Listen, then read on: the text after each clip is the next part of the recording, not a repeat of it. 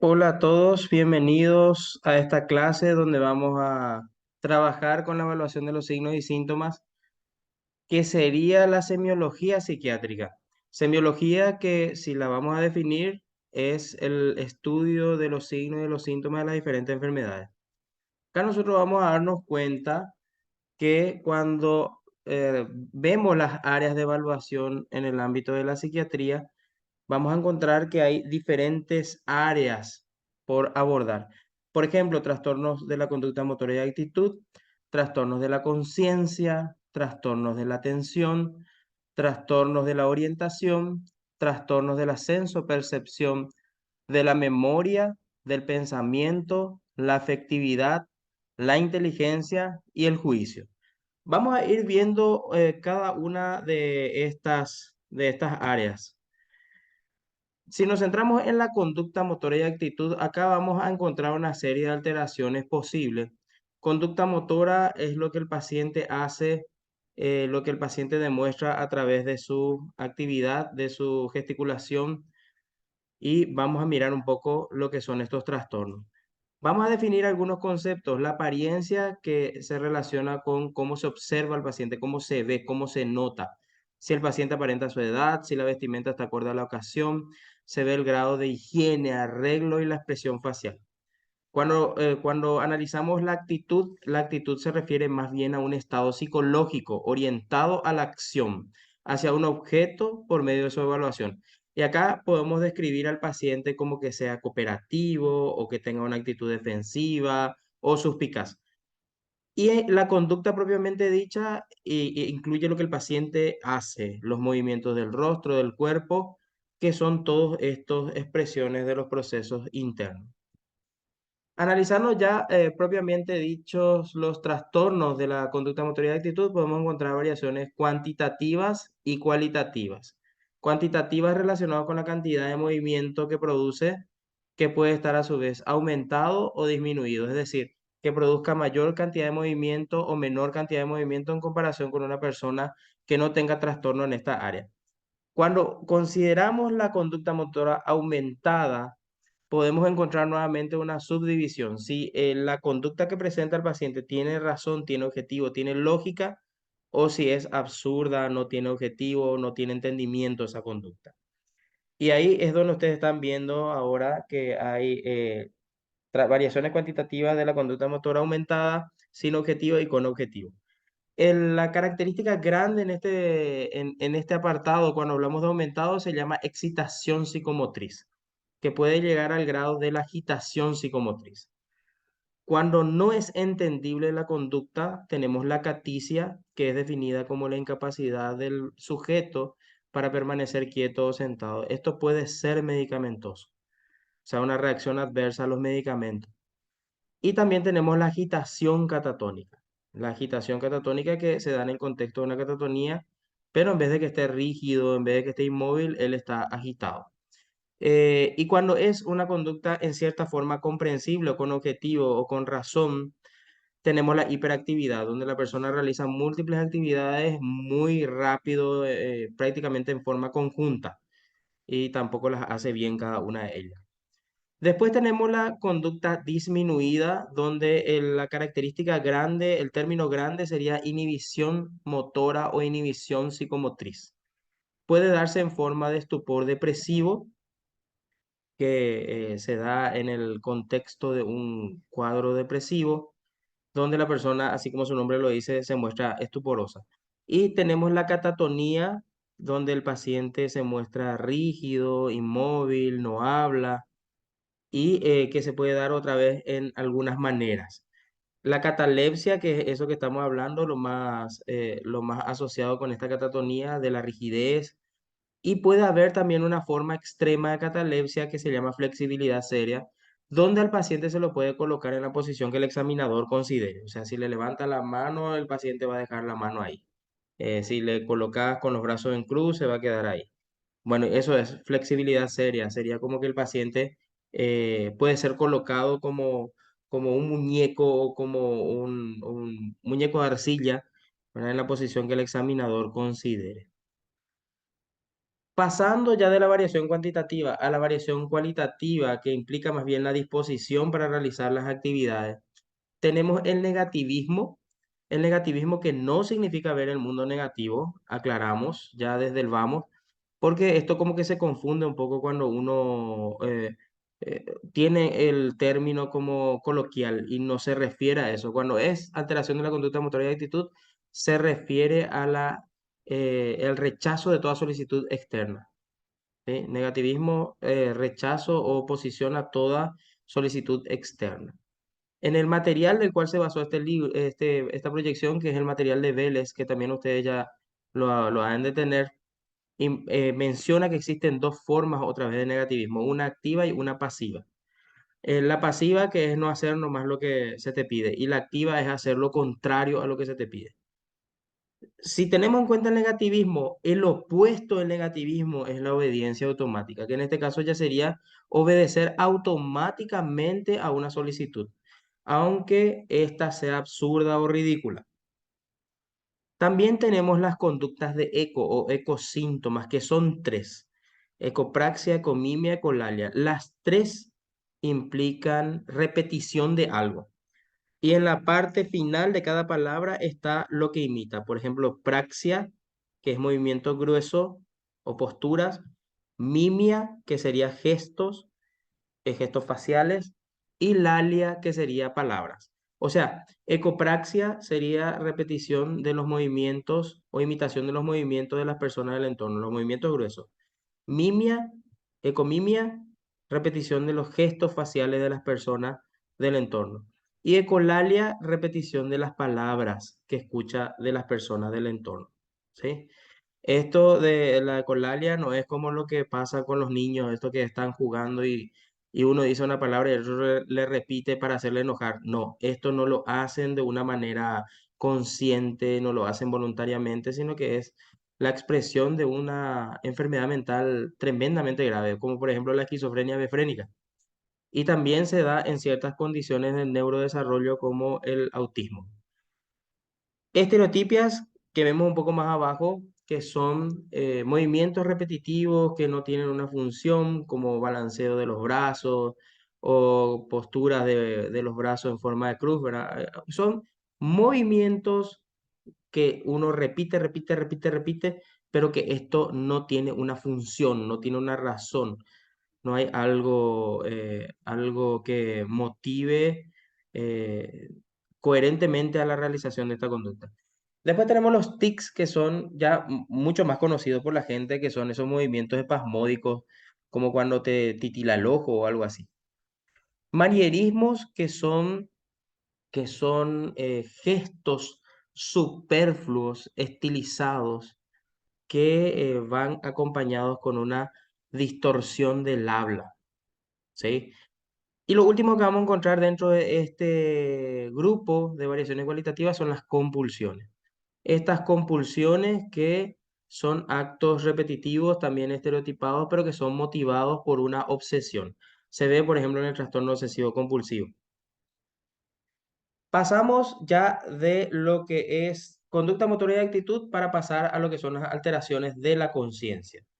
Cuando analizamos conciencia, estamos tratando de analizar si la persona se da cuenta de uno mismo y de lo que le rodea, si está en capacidad de conexión con el aquí y el ahora, si está en el presente, en el atiende y entiende lo que pasa a su alrededor.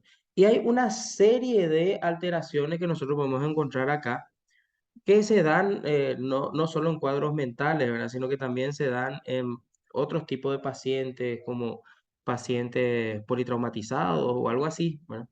Que vamos a también encontrar este capítulo. Al evaluar las alteraciones de la conciencia, podemos encontrar la obnubilación, que es un estado de somnolencia con reacción incompleta a estímulos. Hay un deterioro general de la atención, concentración, memoria, y el pensamiento se va volviendo cada vez más lento y confuso.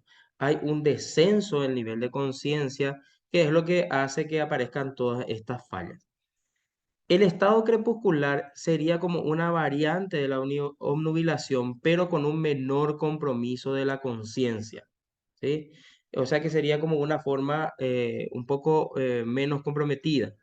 El estupor es cuando una persona se encuentra sin hablar, sin moverse y sin reaccionar, pero aparenta estar consciente, porque está con los ojos abiertos y sigue los objetos. ¿Sí? Y la última de las alteraciones acá en este apartado es la confusión, ¿sí? O sea, la persona que está presentando un pensamiento confuso, ¿sí? Un pensamiento que eh, como que no tiene mucha lucidez en lo que está expresando, ¿sí? Y también hay una forma de entender esto como estado confusional que se suele ver en una condición que se llama delirium. Bueno, entonces tenemos ya las alteraciones de la conciencia. Vamos a la orientación. Las alteraciones de la orientación, que es la capacidad de poder darte cuenta de quién sos, dónde estás, qué fecha es y por qué estás acá, se altera y el síntoma grande dentro de una alteración de la orientación justamente es la desorientación. ¿Sí? La desorientación que es más frecuente en tiempo, seguido de espacio y casos excepcionales, desorientación en persona. Acá nosotros le vamos a agregar un cuarto nivel de orientación. Si yo sé quién soy, yo estoy orientado en persona. Si yo sé dónde estoy, estoy orientado en espacio. Si sé qué fecha es, en tiempo. Y si sé las circunstancias en las cuales me encuentro, eso corresponde a la orientación situacional. ¿Sí? Bueno, entonces cada una de estas puede presentar alteración, así como estuvimos viendo ahí en el cuadrito a la derecha arriba. Lo más frecuente es que nos alteremos en el tiempo, luego en el espacio y raras veces en persona. Bien, y la situación que le agregamos acá, que es muy importante también, para saber por qué uno está acá. Por ejemplo, en una evaluación psiquiátrica que le pregunten a un paciente, ¿quién sos? Juan Pérez. ¿Dónde estás? Estoy en el hospital X. Eh, ¿Qué fecha es? Y le dice la fecha. Hoy es 25 de marzo de 2023. Y le dice, ¿y por qué? ¿Sabes por qué estás acá? Y en vez de decirle, estoy acá para consultar porque tengo una situación de salud mental, le dice, estoy acá porque me trajeron para hacerme desaparecer porque mi sangre tiene poder. Entonces, quieren hacer desaparecer mi poder de este mundo. O sea, ahí en la orientación situacional ya demostró que no está muy conectado con la realidad. Trastornos de la atención y concentración. Atención, que es esa capacidad de enfocar tu campo perceptivo en un aspecto de la realidad o en un asunto de interés determinado. Y concentración, que es la capacidad de poder mantener por un tiempo prolongado esa capacidad de atención, es lo que se afecta en este punto. Se pueden alterar en condiciones donde hay ansiedad, depresión, manía, esquizofrenia o también en trastornos orgánicos. ¿Cómo se llama a las dos grandes formas de trastorno en este campo? La inatención o hipoprosexia, que es la disminución de la capacidad de atención, y la distractibilidad o disprosexia, que es la falta en la estabilidad o falla en la estabilidad de la atención, donde ésta fluctúa. Bien, entonces ya vamos pasando de los trastornos de la atención y la concentración.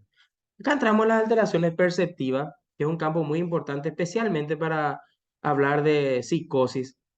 Las alteraciones perceptivas se ven en cuadros psiquiátricos graves. Ya acabamos de mencionar lo que es la psicosis. Y en este caso, para hablar de una alteración perceptiva, sin necesidad de que ésta sea patológica aún, puede darse por algunas razones. Por el cambio en la intensidad de las cosas que se perciben. Por ejemplo, hay un aumento en el estímulo o por el cambio en la calidad de la percepción, es decir, la calidad de ese proceso perceptivo que está experimentando ese sujeto como que es deficiente, entonces esto puede generar una alteración de la percepción. Hay dos grandes alteraciones de la percepción. Una que se ve en personas normales bajo ciertas situaciones que son las ilusiones, donde hay percepciones erróneas de un estímulo. Es decir, existe un estímulo y ese estímulo es percibido de manera errónea. Esto se da cuando el nivel de estimulación sensorial es bajo, por ejemplo, hay poca luz o el sonido es muy bajo. Cuando la atención está enfocada en otra modalidad sensorial, por ejemplo, la persona estaba leyendo y escuchó algo, ¿sí? O cuando existe una disminución del nivel de conciencia propiamente dicho, o cuando existe un intenso estado de ánimo como el miedo. Cuando hay miedo, ansiedad intenso, uno tiende a percibir mal las cosas. Diferencia de la ilusión con el resto. Esta ilusión dijimos que puede aparecer en personas sanas y la diferencia fundamental acá es que hay un estímulo, hay algo. Él está viendo algo, pero ese algo que ve existe, solo que él lo está percibiendo mal. Él está escuchando, realmente existe un sonido que él está escuchando, pero él lo está interpretando, lo está percibiendo mal, ¿sí? Erróneamente.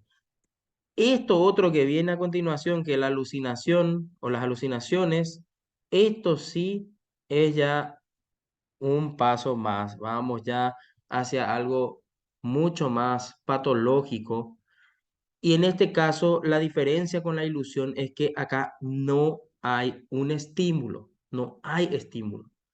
La persona percibe algo que no existe, escucha la voz de alguien que no existe, ve algo que no existe, huele algo que no existe.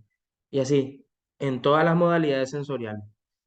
Si nosotros vemos pacientes con esquizofrenia, lo más común en la esquizofrenia son las alucinaciones auditivas.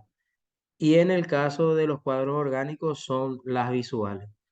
¿Cuáles son las características generales de las alucinaciones? Son experimentadas por la persona como una percepción real, no es una imaginación para él. Para él es así como ustedes están escuchándome a mí ahora, es escuchar lo que a alguien que está hablándome, así como ustedes me escuchan ahora, y parece venir de afuera. ¿Sí? No es una imaginación y esto es algo que la gente a veces confunde porque no tiene justamente formación en relación con esto. Piensa que esto, no, es una imaginación, él está imaginando nomás y él se da cuenta que se imagina. No, para él esto es algo real. Tipos de alucinaciones ya tenemos de acuerdo a las modalidades sensoriales. Auditiva, que es escuchar voces, que es la más común en pacientes con esquizofrenia. Las visuales, que sería ver cosas y es mucho más común en la organicidad. Las alucinaciones olfatorias gustativas, las táctiles, también hay de sensaciones profundas. Y en el material de Vélez, que es el texto este del cual se basó esta presentación, hay otras más, ¿sí? Que quedaría como para que ustedes también lo consulten. Esto aparece en personas con enfermedad mental grave.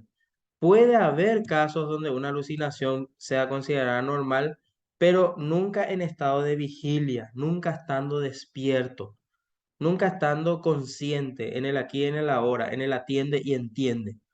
Solo se puede considerar normal una alucinación cuando se da en los estadios entre el sueño y la vigilia. En esos estadios intermedios, y en estos casos se llama alucinación hipnagógica y alucinación hipnopómpica. Después, estando consciente, estando presente aquí y ahora, atendiendo y entendiendo el entorno, cuando donde no hay privación del nivel de conciencia, no es normal alucinar. Bueno, y hay que saber diferenciar lo que es alucinar de tener una ilusión, ¿sí? Y que ya sabemos cuál es la diferencia. La ilusión, hay un estímulo pero se percibe mal y en la alucinación no hay estímulo. Avanzamos a lo que son las alteraciones de la memoria. La memoria, que es la capacidad de almacenar información y traerla nuevamente cuando uno lo necesita. Hay algunos almacenes de memoria que figuran ahí, ¿verdad? Que lo pueden ver, almacenes sensoriales que son efímeros, que duran muy poco tiempo. La memoria a corto plazo, que si bien de acuerdo a esta literatura figuran 15 a 20 segundos. También podemos tener una memoria a corto plazo que dure horas, días. Y la memoria a largo plazo, que ya es un almacén permanente de mucha duración, de prácticamente la vida, digamos, lever. Aunque, como dicen las teorías del aprendizaje, todo conocimiento que no se utiliza se elimina, ¿verdad? O sea que en algún momento también te puede olvidar si es que no lo rememoras, ¿verdad? Alteraciones de la memoria, tenemos algunas, voy a mencionar las amnesias anterógrada y retrógrada. La amnesia anterógrada sería la pérdida de la memoria de hechos muy recientes y la retrógrada sería de hechos más pasados, más centrados en el pasado. Por ejemplo, partes de tu niñez o de tu adolescencia, para como que te olvidas de eso, ¿verdad? Hay algunas novelas que probablemente a ustedes les recordarán cuando están escuchando esto, ¿verdad? Después tenemos también los lacunares, que serían como lagunas mentales de algunos eventos, las paramnesias, las confabulaciones y otras más ahí que se dan en pacientes con cuadros demenciales, ¿verdad? A ver, ¿qué más vamos a ver acá? Saltamos ya a alteraciones del pensamiento. Alteraciones del pensamiento que se pueden dar en forma del curso, del contenido y la expresión del pensamiento. A ver, ¿qué es el pensamiento? El pensamiento constituye lo que son las ideas, cómo se van armando dentro de nuestra mente, cómo van fluyendo, cómo se van expresando. Cuando nos referimos a las alteraciones del curso del pensamiento, es cómo ese pensamiento va saliendo, ese flujo de pensamiento, que puede ser un pensamiento acelerado, o sea, un pensamiento rápido, que se relacionaría con una taquipsiquia.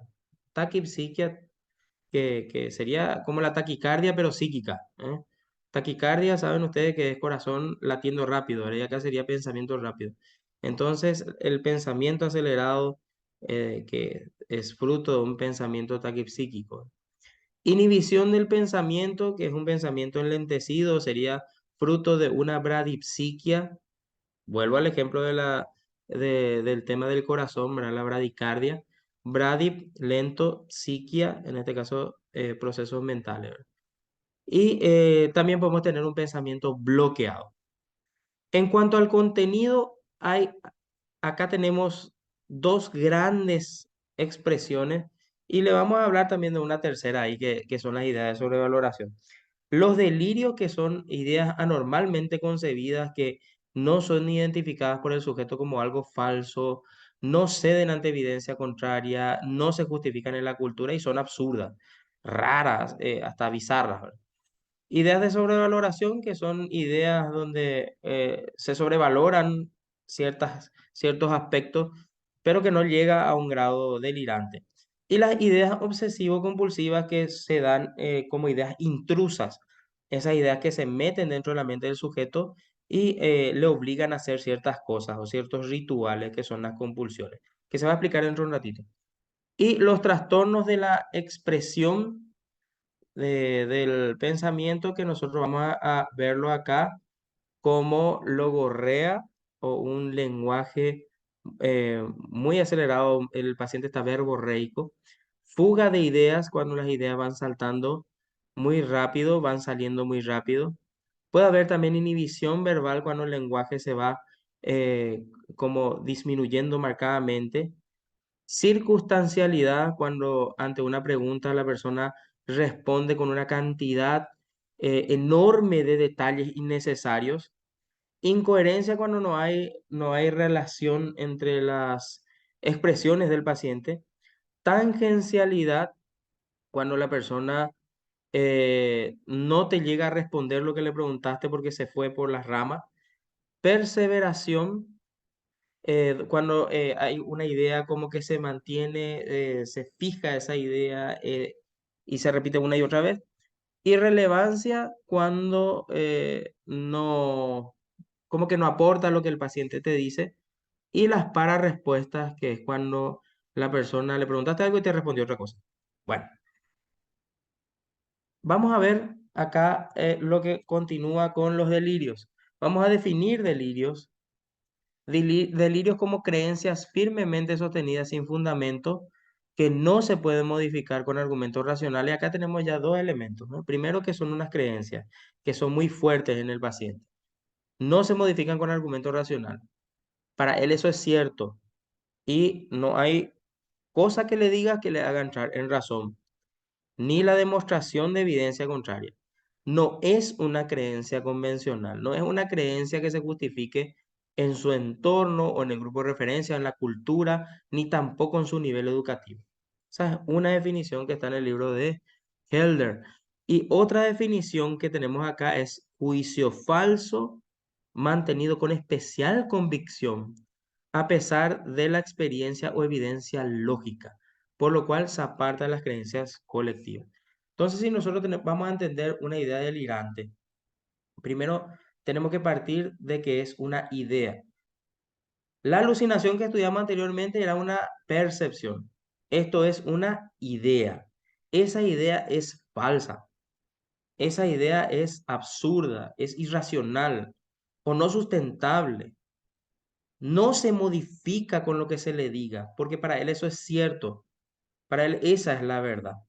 No se modifica con argumento racional y no es una creencia convencional. No es una creencia colectiva, ¿sí? Por ejemplo, si nosotros vamos a una clase y un estudiante dice, o sea, cree que la mitad de los estudiantes son extraterrestres, que son parte de una invasión mundial, de un plan de dominación mundial extraterrestre. Bueno, a ver, vamos a analizar esa idea. ¿Es una creencia? ¿Es una idea? Sí, es una idea. ¿Es irracional? Sí, hoy en día al menos no hay ninguna manera de justificar esto.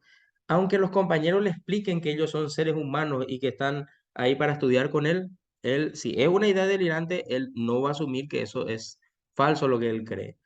¿Y es una creencia convencional? No, no lo podemos justificar. No lo podemos justificar. Bueno, vamos a avanzar. Acá tenemos unas clasificaciones de los delirios. Hay delirios primarios, que sería el primer delirio o los primeros que iban saliendo.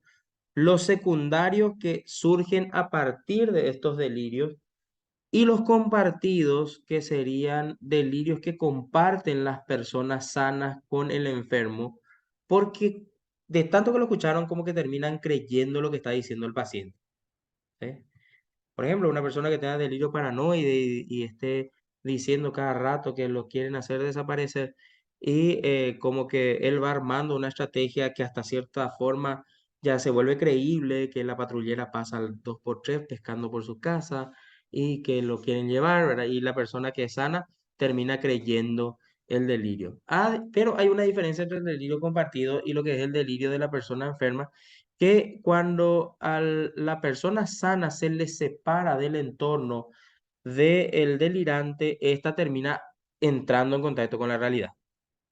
Bueno, y después tenemos específicamente los delirios de acuerdo al contenido. Acá nosotros estamos hablando de psicosis, gente. Psicosis hablamos cuando hablamos de delirio. O de algún cuadro que no sea psicótico que tenga síntomas psicóticos agregados. Por ejemplo, un trastorno del humor con síntomas psicóticos. Cuando vemos el contenido, uno de los más comunes delirios que hay es el delirio paranoide o de persecución, donde la persona cree que le quieren hacer daño, le quieren matar, le quieren envenenar, le quieren hacer desaparecer. Bueno, ahí está. Delirio de referencia cuando se atribuyen situaciones en el entorno que no tienen vínculo hacia él por él. Delirio megalomaníaco o de grandeza cuando cree que tiene mucho poder económico, social o superpoderes. Delirio de culpa o inutilidad cuando culpa su vida, los fracasos por cosas así absurdas o irracionales. Nihilista cuando la persona cree que ya murió, que el mundo terminó o que no existe.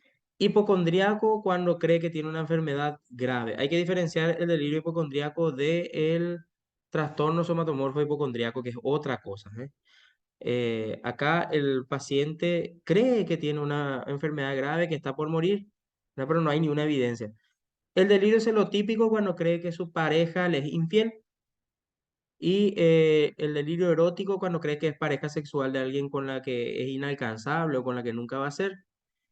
Y después tenemos el delirio religioso, que es un delirio en el cual la persona se atribuye poderes de sanación o que es un personaje bíblico o algo así, ¿verdad? Después tenemos los delirios de control y basados en la posesión de pensamiento, que es cuando la persona cree que sus pensamientos están siendo controlados por otra persona o por un ente o algo así, o sus pensamientos se difunden en el aire o algo así. Bien, siguiendo con esta misma línea, pasamos a las ideas obsesivas. Las ideas obsesivas, que son ideas intrusas, persistentes, recurrentes, que se meten en la mente del sujeto a pesar de que éste se resiste para pensar en ella o trata de sacarla. Por eso se dice que las ideas obsesivas son intrusivas, persistentes y recurrentes. Acá tenemos algunos tipos de síntomas obsesivos y el contenido de estos pensamientos. ¿Cómo podemos ver esto? A través de pensamientos, rumiaciones, dudas, impulsos o fobias obsesivas. Y el contenido en sí puede ser que esa idea esté relacionada con suciedad, contaminación. Me voy a ensuciar, se va a contaminar mi mano, se me va a pegar. Bueno, acciones agresivas, pegale, agredile, matale o algo así. Orden, que todo tiene que estar en una secuencia específica. Por ejemplo, del 1 al 5 o del 1 al 10. Y todo tiene que estar así. O de lo chico a la más grande. O todo tiene que estar en línea. También puede ser enfermedad, que la idea obsesiva sea un temor a enfermarte, el sexo también, o sea, esas ideas relacionadas con el sexo y también la religión. Estas ideas obsesivas son tan fuertes que obligan a la persona a realizar una acción. Estamos analizando pensamiento, esto ya lo vimos en conducta, motora y actitud, ¿se acuerdan? Cuando la idea es tan fuerte que obliga a la persona a realizar una acción, esta se llama compulsión, que es un acto, así como ya les mencioné, repetitivo, estereotipado, lo hace la persona, pero se resiste. Y acá tenemos los famosos rituales. Rituales de comprobación, por ejemplo, cuando va a salir de la casa tiene que controlar todas las puertas y no de una manera racional, así como los que no tenemos este trastorno que controlamos una vez, después nos vamos. Tiene que controlar 3 veces. Por más que ya vio en la primera, tiene que controlar 2 veces más. También hay rituales de lavado. Por ejemplo, tu idea obsesiva es de suciedad y contaminación y tu ritual de lavado es un lavado de manos de 10 minutos. Entonces, es ya algo que escapa generalmente a lo que la mayoría de nosotros hacemos. Aún hasta los profesionales de la salud, ¿verdad? Como que encontrar una persona que se lave la mano 10 minutos seguidos cada vez que toca algo, yo no conozco ninguno que lo haga, ¿verdad? Y en este caso, cuando la idea obsesiva obliga a la persona a un ritual de lavado de esta magnitud, la persona cada vez que toca una superficie o una sustancia estaría realizando ese ritual de lavado. La persona reconoce que esto es absurdo, pero no lo puede controlar. Ritual de cálculo que está contando constantemente, cuenta en una secuencia y no puede cortar. Si corta la secuencia, él siente mucha ansiedad o que algo malo va a pasar. Y rituales de vestimenta también. Bien, entonces ya hemos pasado a lo largo de varias áreas. Ya pasamos por conducta, motora y actitud, conciencia, orientación, percepción, ya entramos en pensamiento y ahora vamos al humor. El humor, que sería el tono emocional sostenido de una persona, y como conjunto, los trastornos del humor o las alteraciones que vamos a encontrar acá serían las alteraciones psicopatológicas más frecuentes en trastornos psiquiátricos, la ansiedad y la depresión y también en enfermedades físicas. Si analizamos la naturaleza del humor, podemos encontrar un humor depresivo patológico, eufórico patológico o ansioso patológico. Quiere decir esto que si hay una depresión patológica, tendría que haber también entonces una tristeza que sea más o menos normal. Y sí, ¿verdad? Porque hay tristezas, no toda tristeza es la tristeza de una depresión, pero sí la tristeza patológica es un indicador de la depresión. Lo mismo pasa con la alegría, ¿verdad? No toda alegría exagerada es una alegría patológica. pero la euforia patológica sí es una cuestión que llama la atención clínicamente.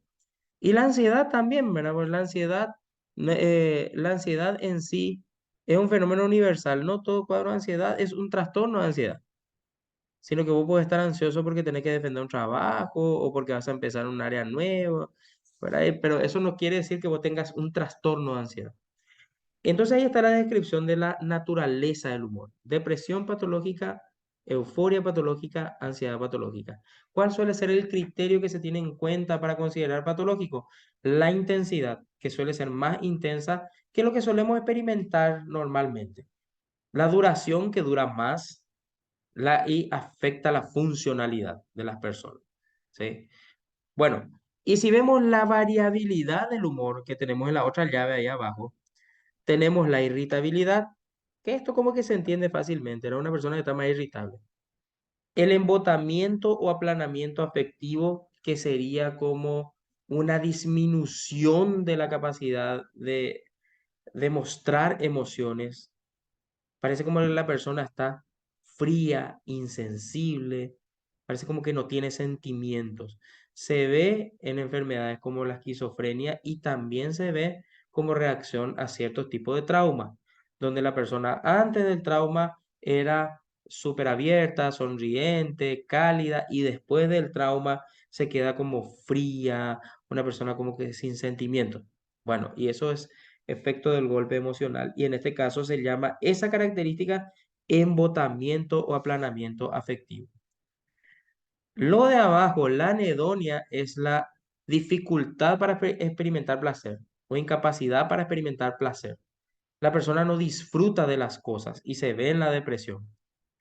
Incontinencia afectiva o la habilidad emocional es cuando la persona como que es muy susceptible, sensible a cambiar ante mínimos estímulos su estado emocional. O sea, como que es muy lábil, muy frágil emocionalmente, que estaba bien y vino algo que no ha meritado una respuesta tan grande y la persona ya está re mal, ¿verdad? A consecuencia de eso. Afecto incongruente cuando no hay coherencia entre lo que yo digo sentir y lo que yo demuestro sentir. Afecto incongruente, no hay congruencia ahí. Y después tenemos estos otros dos fenómenos de la despersonalización y desrealización, que también algunos autores lo meten dentro de percepción, ¿sí? Para los fines prácticos de esta presentación siguen estando ahí, pero también lo podemos mandar a la parte de percepción. Despersonalización, cuando yo percibo mi ser, mi ser persona como extraño. Parece como que mi vida, como que yo no soy yo. Y la desrealización es lo mismo, pero en relación con el medio externo. Parece como que mi vida por fuera la estoy viendo como de otra persona. O sea, la vida, el mundo parece raro. El mundo está extraño, ¿sí? Bueno, a ver, seguimos. Trastorno de la inteligencia. La inteligencia puede ser definida como esa capacidad para resolver problemas, capacidad para adaptarse, razonar, juzgar. Y nosotros tenemos pruebas psicométricas para poder medir estas capacidades. Y cuando hablamos de los trastornos de la inteligencia, encontramos principalmente dos. Una es el retraso mental y el otro es el deterioro mental. Una es desde el vamos y otra se adquirió con el tiempo. A ver, el retraso mental es desde el vamos. La persona nace con una capacidad mental diferente, por debajo de lo que se espera para la edad, ¿sí? Para la edad y para el nivel de desarrollo.